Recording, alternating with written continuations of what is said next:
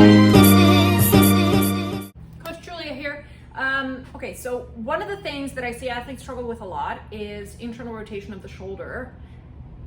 Maybe they have it, but it may not be strong enough, or maybe they have a really hard time getting the elbow high enough and finding that internal rotation. So one of the things that I've started doing is adding some isometric work into my athletes' warm-up protocol. Isometrics, if you haven't done a whole lot of them in your life, are really, really great at eliciting a response from your connective tissue, aka your ligaments, your tendons, right? It's also a great way to build capacity because you're gonna hold a position for a longer period of time than you would actually need in the lift, right? If we just pass through this position really quickly in a split second, doing it over and over again, okay, is one thing, but if we can get you to hold an isometric for 10, 15, 20, 30 seconds, then we've really built the capacity in your tissues, in your shoulder, to support that range of motion, even when the weight gets heavier. So what I have here is a bar on a rack, and I'm gonna set this just to about bottom of rib cage, right? Think about if we're cleaning, the height that you really need to go to in order to elevate that bar and to pull yourself under. So it's not gonna be belly, right? That's too low, but I also don't need to pull it way up here to my chest because I'm not snatching, it's not going overhead. The first thing we're gonna do is find your clean grip. You're gonna step up to that bar so it's nice and close to you, and then I'm gonna have you push down onto the bar as hard as you can. Why pushing down when normally I pull the bar up? Well, don't worry, we'll do that too. We'll work on pulling up on the bar. But if we can train your tissue isometrically in as many different directions as possible, we're gonna build some more robustness in that shoulder. Yes, you have to be good and strong at pulling up on it. But if we can do things like tempo squats where we're loading the eccentric, and we know that that has great carryover to your squat strength when you're doing a regular concentric movement, why would we not do the same thing in something like this?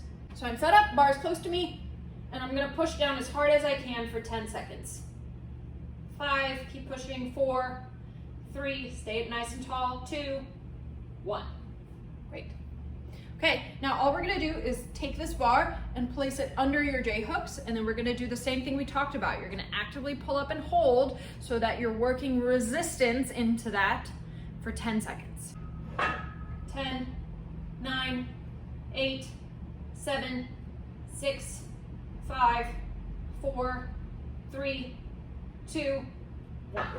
Okay, to add a little more variability and more control over different ranges of motion, we're also gonna practice pulling out on your bar. This is a lightweight bar or a PVC pipe, this works as well, and then pushing in. Again, while I understand that these are not realistic movement patterns that you're going to be using in the lifts, the more strength you have in multiple positions, the more robust of an athlete you will be. So here we go, we're in the same spot. Now I'm thinking about pulling apart on that PVC pipe. I'm reaching my pinkies to the opposite side of this PVC, and I'm gonna hold 10, okay, 5, 4, trying to maintain that position, 2, 1. Last one, same thing, we're gonna find that position again, and we're gonna think about reaching our thumbs towards each other. Hold and push. 10, 9, 8, 7, 6, 5, 4, 3, 2, 1. So how would you use something like this? You can use it as part of your regular shoulder warm-up, before cleans, before snatches. You can use it as part of your PT practice on non-training days. For something like the pull up into the rack, where we're mimicking the exact movement that we're gonna use, you can use as something called a post-activation potentiation, which is just stimulating the muscle tissue, how we're gonna use it, and then applying it.